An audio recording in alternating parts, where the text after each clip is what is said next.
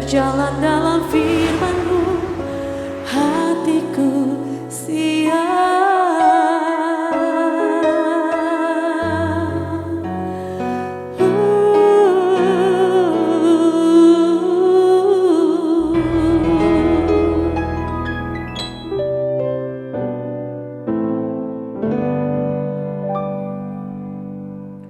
Salam, God Lover yang dikasihi oleh Tuhan Yesus Kristus. Senang boleh bersama saudara semuanya malam hari ini. Mari kita nikmati saat istirahat kita bersama dengan keluarga, dengan menghampiri tata kasih karunia Tuhan, dengan memuji, menyembah Tuhan, dan membawa semua permasalahan, semua hal yang mengganggu pikiran, hati, dan perasaan kita. Karena setelah beraktivitas sepanjang hari ini, mungkin kita mengalami berbagai situasi yang membuat pikiran kita jadi terbebani, jiwa kita jadi tertekan. Tetapi percayalah, ketika kita ada dalam hadirat Tuhan, maka kita akan mengalami ketenangan, kita akan mengalami kedamaian. Yesus berkata kepada kita, "Marilah kepadaku semua yang letih lesu dan berbeban berat, aku akan memberi kelegaan kepadamu." Sungguh suatu sukacita di dalam hadirat Tuhan, ada kelegaan yang Tuhan akan berikan. Mari kita bersatu dalam doa. Bapa di surga, kami bersyukur atas anugerah-Mu. Saat ini kami akan menghampiri tata kasih karunia-Mu karena kami percaya ini adalah sebuah kemuliaan dalam hidup. Ini adalah anugerah terbesar dalam hidup kami karena kami boleh menghampiri tata kasih karunia-Mu tanpa perasaan takut dihakimi. Kami boleh menikmati sukacita dalam hubungan yang penuh damai sejahtera dengan-Mu. Kami boleh menikmati sebuah keindahan bersama-sama dengan Engkau setiap hari. Bapa, kami juga membawa semua beban berat, hal-hal yang mengganggu pikiran kami serahkan kepadamu karena kami sangat percaya hanya Engkau tempat bersandar terbaik. Hanya Engkau kami akan mendapatkan kelepasan, mendapatkan kelegaan, mendapatkan ketenangan, serta damai sejahtera yang sejati. Pujian, penyembahan kami persembahkan kepadamu dalam nama Tuhan Yesus. Amin. Terima kasih Tuhan, sebab hanya bagi-Mu segala kemuliaan, segala pujian, segala hormat dan syukur kami Tuhan. Oleh sebab itu Tuhan, malam hari ini kami datang memuji memuliakan Tuhan. Bagi Dia segala pujian, hormat serta syukur kekal selamanya. Bagi Dia segala pujian, hormat serta syukur selama-lamanya.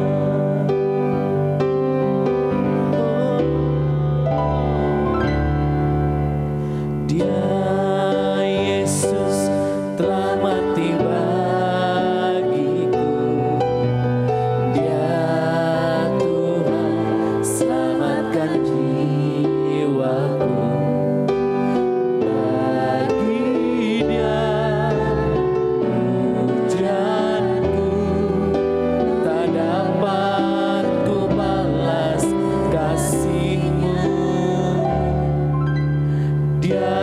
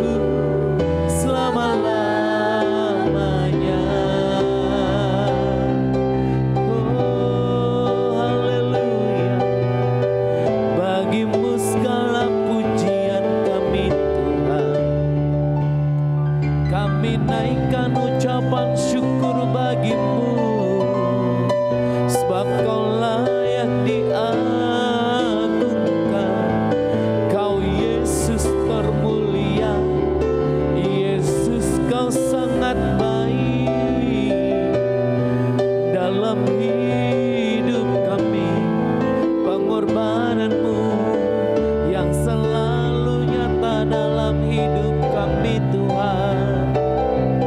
Haleluya. Terima kasih Yesus, terima kasih Tuhan. Oh, how great is our God. Sing with me, how great is our God. And all we see how great is our God.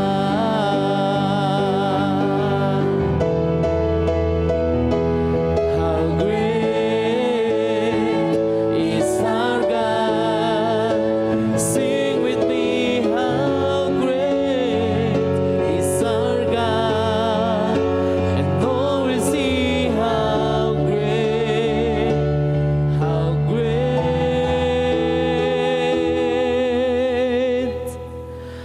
is our God.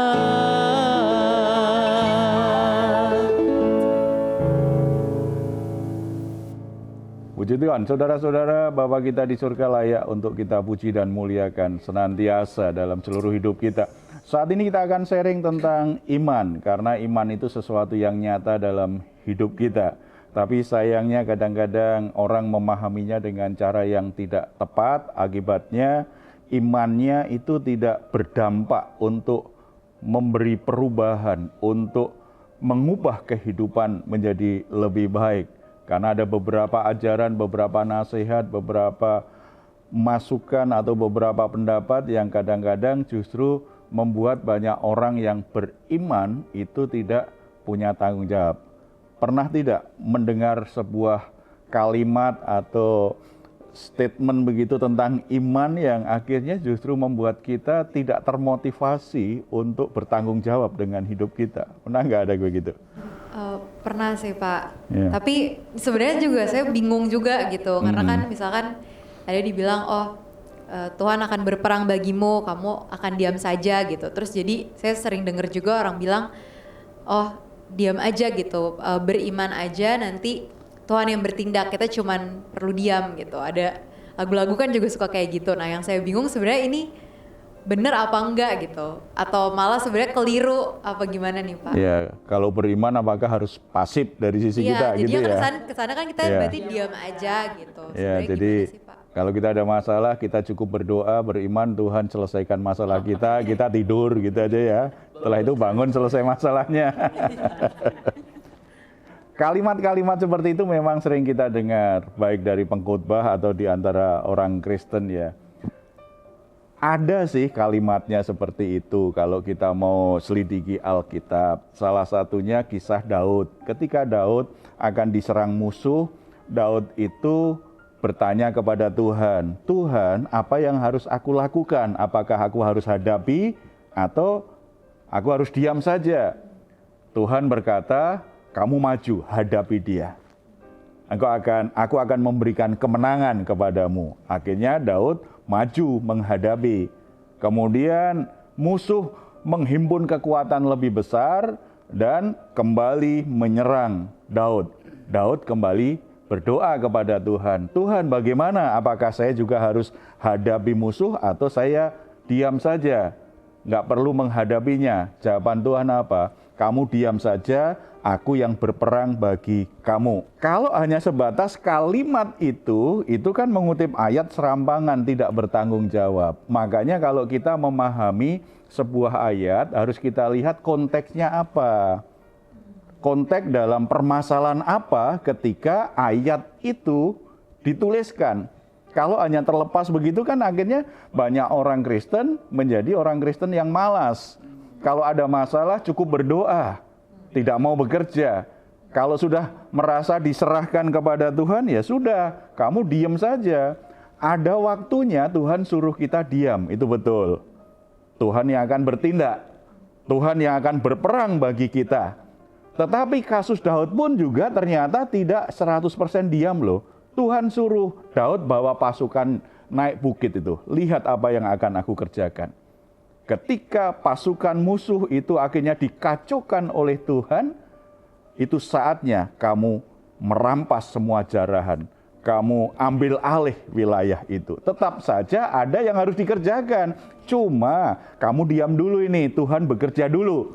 Tetapi ternyata ada juga nasihat yang Tuhan berkata, kamu hadapi, aku menyertaimu. Ada waktunya ketika kita ada masalah, Tuhan suruh kita kamu diam. Udah nggak usah ribut, nggak usah cemas, nggak usah cerita ke siapa saja. Dari opung, dari tulang, dari tukang sayur, siapa saja diajak omong, diceritain. Nggak usah, itu semakin membuat kamu kalut, membuat kamu cemas. Kamu diam saja, kamu sudah berdoa, kamu serahkan, lihat Tuhan bertindak. Setelah Tuhan bertindak, coba lihat, apa yang harus kamu kerjakan setelah itu. Tetap saja ada tanggung jawabnya walaupun disuruh diam. Ada kalanya kita berdoa, Tuhan memang suruh kita yang berperang, Tuhan menyertai kita. Iman itu tidak bisa dipisahkan tanggung jawab kita sebagai manusia. Ada waktunya kita berdiam, ada waktunya kita bertindak. Masalahnya Tuhan suruh kita diam atau Tuhan suruh kita bertindak? Atau Tuhan suruh dua-duanya? Konteksnya kan Daud ini sedang konsultasi dengan sedang konseling dengan Tuhan nih. Doa yang sifatnya dialog. Cuma sementara banyak orang Kristen memahami ayat itu berarti kan Tuhan bertindak. Setelah itu dia menghindar tanggung jawab. Dia tidak lakukan apa-apa. Itu pasti tidak tepat untuk menjadi prinsip iman. Jadi bagaimana kita bisa memiliki iman yang bertindak itu, Pak? Ya harus bertindak. Artinya ambil tanggung jawabnya. Coba kita perhatikan Matius pasal 15 ayat 21 sampai 39. Kalau kita baca perikop ini, kita tahu prinsip iman yang bertindak itu seperti apa, yang akhirnya menghasilkan mujizat bagi orang yang beriman itu. Kita baca ayat yang ke-21 sampai 28, itu bicara tentang perempuan Kanaan yang percaya kepada Tuhan Yesus Kristus. Saya bacakan saja yang 22. Maka datanglah seorang perempuan Kanaan dari daerah itu dan berseru, "Kasihanilah aku ya Tuhan, anak Daud, karena anakku perempuan kerasukan setan dan sangat menderita." Tetapi Yesus sama sekali tidak menjawabnya, lalu murid-muridnya datang dan meminta kepadanya, "Suruhlah ia pergi." Ia mengikuti kita dengan berteriak-teriak. Seorang perempuan yang sangat prihatin karena anak perempuannya kerasukan setan, sangat menderita, berdoa kepada Tuhan, minta belas kasihan Tuhan. Murid-muridnya melarang, "Kamu mengganggu guru." Teriak-teriak seperti itu, mengganggu guru. Bahkan Yesus di ayat 24 juga berkata, "Aku diutus hanya kepada domba-domba yang hilang dari umat Israel." Yesus sedang menguji imannya, apakah dia sungguh-sungguh percaya atau tidak. Aku kan harus memberi perhatian dulu kepada umat Israel. Tetapi ternyata dia tetap berteriak, dia tetap minta tolong. "Tuhan, tolonglah aku." Bahkan dengan rendah hati dia berkata, ketika Tuhan berkata, "Tidak patut mengambil roti yang disediakan bagi anak-anak dan melemparkannya kepada anjing." Perempuan itu menjawab, "Benar Tuhan, namun anjing itu makan remah-remah yang jatuh dari meja tuannya." Jadi ini iman yang tidak menyerah walaupun menghadapi tantangan. Terus bergerak, terus. Bahkan ada hambatan dari murid-murid Tuhan Yesus, tetap aja bergerak. Karena iman itu akan membuat orang aktif. Iman yang benar itu membuat orang itu jadi punya pengharapan, jadi punya kekuatan dari hatinya untuk berani menghadapi masalah itu, untuk menyelesaikan, untuk mengatasi situasi sulit yang sedang dihadapi. Makanya dia teriak terus, dia minta tolong kepada Tuhan. Kalau memang tidak dapat rotinya, remah-remahnya juga bolehlah. Artinya benar-benar dia bergantung pada belas kasihan Tuhan, membuat dia bergerak. Karena iman yang bertindak seperti itu, apa yang kemudian dilakukan Yesus? Ayat 28. Maka Yesus menjawab dan berkata kepadanya, "Hei ibu, besar imanmu, maka jadilah kepadamu seperti yang kau kehendaki." Dan seketika itu juga anaknya sembuh. Iman yang besar itu pasti iman yang bertindak. Iman yang bermalas-malasan, iman yang mudah menyerah, iman yang tidak berani mengambil tanggung jawab bagi penyelesaian masalahnya, itu iman yang lemah, iman yang tidak bertumbuh. Iman yang besar itu iman yang selalu menggerakkan hati seseorang untuk melakukan sesuatu, untuk berjuang di hadapan Tuhan supaya mendapatkan belas kasihan Tuhan. Tidak menyerah dengan berbagai rintangan, berbagai situasi sulit yang menghambat dia untuk terus beriman kepada Tuhan. Jadi tidak menyerah. Iman yang bertindak itu iman yang tidak menyerah dengan tantangan yang ada. Lalu kalau kita lihat berikutnya, ayat 29 sampai 31, ketika Yesus menyembuhkan banyak orang sakit, di situ kita juga bisa mengerti bagaimana iman yang bertindak itu adalah iman yang membawa semua masalah dan kebutuhannya kepada Tuhan, mempercayakan sepenuhnya kepada Tuhan.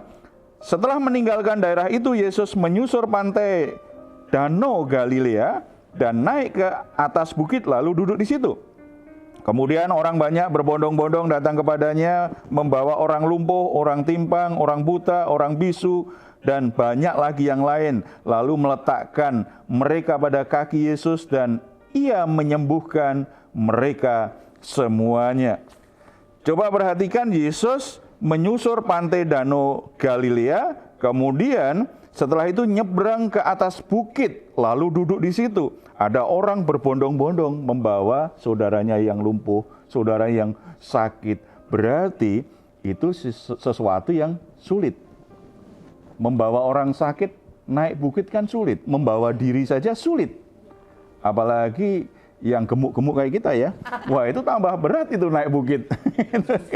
Itu susah, apalagi membawa orang sakit, lebih sulit. Tetapi karena mereka percaya, kalau kita bisa bawa saudara kita, kalau kita bisa bawa teman kita, kalau kita bisa sampai di depan kaki Yesus, kita bisa sampai kepada Yesus, maka kita akan mengalami mujizat, kita akan disembuhkan oleh Tuhan. Mereka berjuang walaupun itu sulit. Iman yang bertindak itu akan berbagai cara dia akan lakukan supaya bisa menyerahkan semua permasalahannya kepada Tuhan Yesus. Coba kalau orang tidak mau repot, tunggu saja sampai Yesus turun lagi lah. Sampai Yesus lewat sini lagi. Maka kesembuhan kan tidak mereka alami saat itu. Kesembuhan mereka alami karena ketika mereka percaya kalau sampai kepada Yesus dan Yesus memberkati mereka, menjamah mereka, mereka pasti sembuh. Mereka akhirnya bertindak membawa yang sakit. Bahkan yang sakit pun berjuang sampai kepada Yesus. Akhirnya mereka alami. Iman yang bertindak itu tidak pegang erat-erat masalahnya sendiri. Tidak hanya memberikan kepada Tuhan apa yang dia anggap ini Tuhan akan menolong. Yang lain aku urus sendiri. Kadang-kadang kalau kita merasa sudah pinter, merasa sudah mampu, kita itu hanya serahkan kepada Tuhan yang kita anggap ini urusannya Tuhan. Urusan hal-hal yang lain nggak perlu Tuhan urus, biar aku sendiri yang urus. Iman yang bertindak itu ada penyerahan total atas hidupnya dan atas semua permasalahan hidupnya. Tuhan, ini aku dan semua masalahku. Aku percaya kalau Engkau berbelas kasihan dan memberi kasih karunia, semuanya bisa berubah. Jangan dicicil menyerahkan sesuatu dalam hidup kita kepada Tuhan. Jangan, semuanya harus diserahkan kepada Tuhan. Kenapa banyak pernikahan akhirnya berantakan? Kadang-kadang yang diserahkan itu hanya pas mau pemberkatan nikah. Tapi begitu sudah menikah, nggak lagi menyerahkan pernikahannya kepada Tuhan. Baru nanti akan ribut dan mencari Tuhan kalau sudah punya masalah. Padahal kalau sudah diserahkan kepada Tuhan dulu kan nggak perlu masalah itu jadi lebar kan, jadi meluas. Tetapi karena kita baru berpikir datang kepada Tuhan kalau masalahnya sudah berat. Kalau belum berat, aku urus sendiri. Aku kan pinter, aku kan mampu. Iman yang bertindak dimulai dari awal. Kemudian dalam perjalanannya tetap beriman. Dan perjalanan selanjutnya diarahkan bagi kemuliaan Tuhan. Itulah iman yang bertindak, iman yang terus bergerak, iman yang aktif, yang dinamis. Seperti itu. Hasilnya keajaiban, hasilnya mujizat, hasilnya perubahan yang besar dalam hidup kita. Kalau kita ingat kisah-kisah perjanjian lama kan, coba. Misalnya Abraham dipanggil Tuhan. Abraham akhirnya benar-benar tinggalkan apa yang dia sukai, tinggalkan sanak keluarga, sahabat-sahabatnya. Padahal dia tinggal di sebuah kota yang sangat maju di masa itu. Ke tempat yang dia tidak tahu. Tetapi karena Tuhan panggil, dia percaya, dia beriman kepada Tuhan, dia tinggalkan semuanya. Kemudian Nuh diperintah Tuhan untuk membangun bahtera yang sangat tidak masuk akal. Begitu besar, begitu rumit. Dan tidak ada contohnya. Belum pernah ada orang yang bisa membuat kapal seperti itu. Tetapi karena Nuh beriman kepada Tuhan, maka Nuh melakukan apa yang diperintahkan. Tepat seperti yang Tuhan perintahkan. Nuh bertindak sedemikian rupa, walaupun ada rintangan, ada ejekan, dia tetap lakukan. Tepat seperti yang Tuhan perintahkan. Ukurannya, bahannya, itu benar-benar seperti yang Tuhan perintahkan. Iman itu membuat orang akhirnya bertindak seperti itu. Lakukan seperti yang Tuhan perintahkan.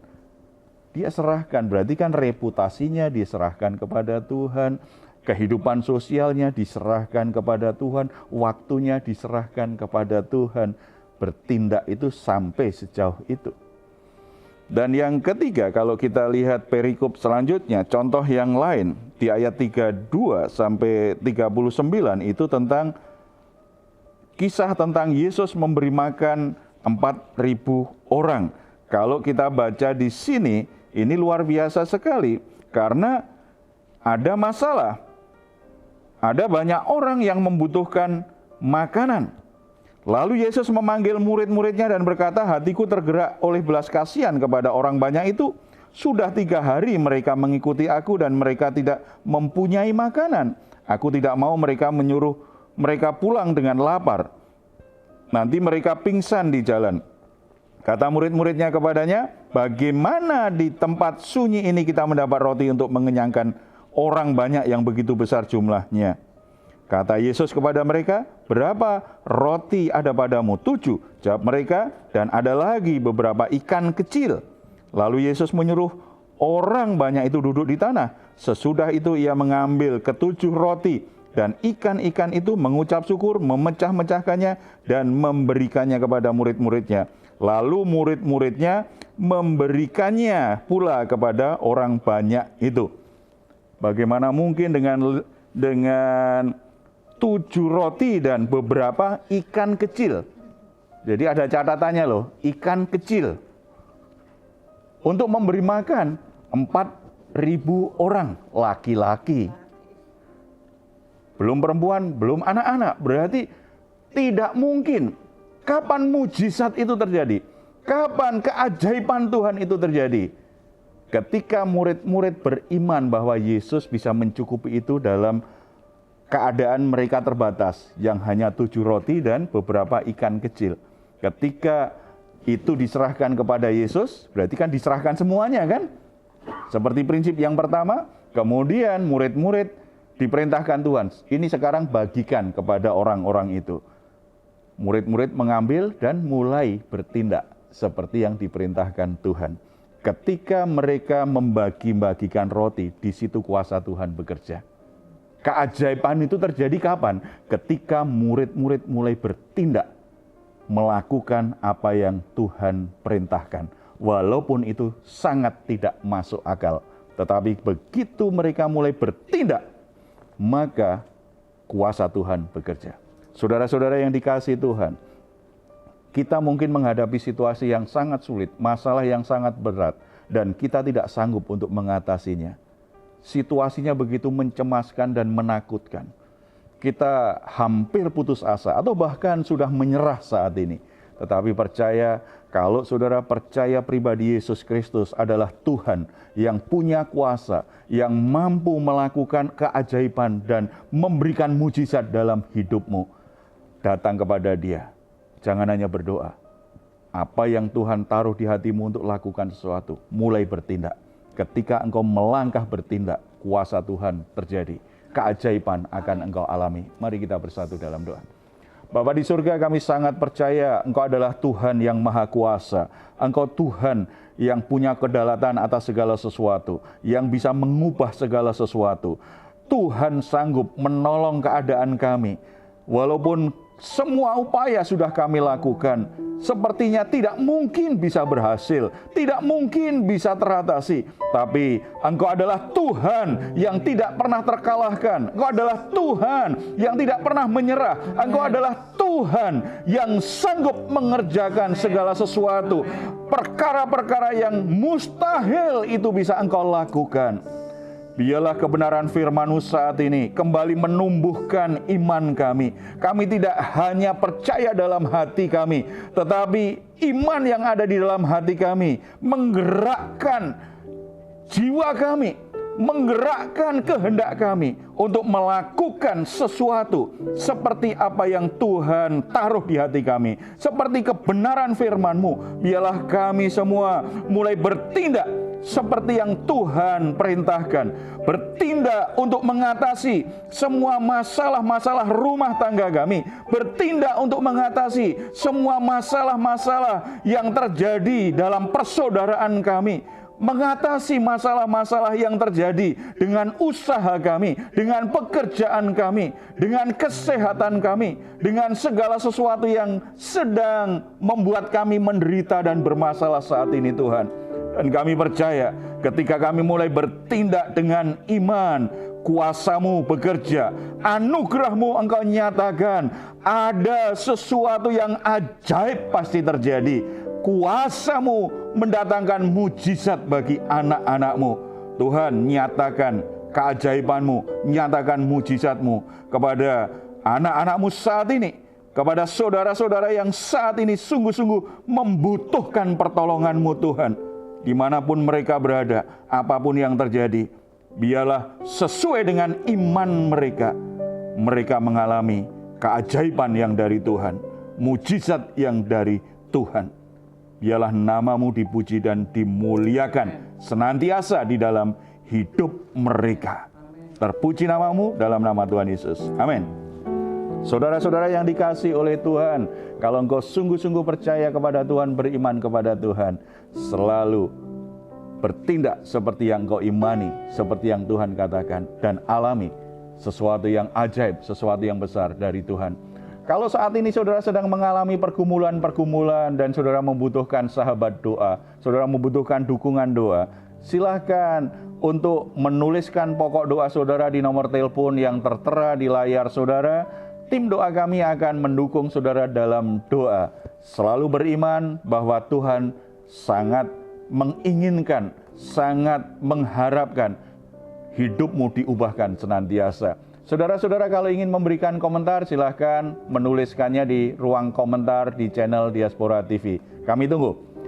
Mazmur 4 ayat 8-9. Engkau telah memberikan sukacita kepadaku lebih banyak daripada mereka, ketika mereka kelimpahan gandum dan anggur.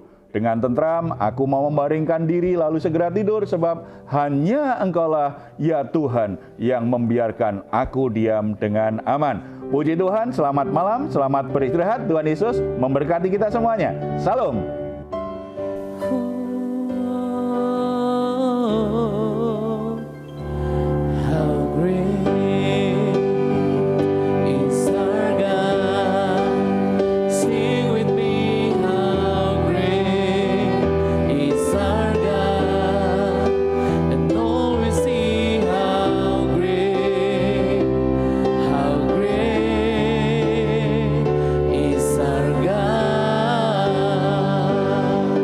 Oh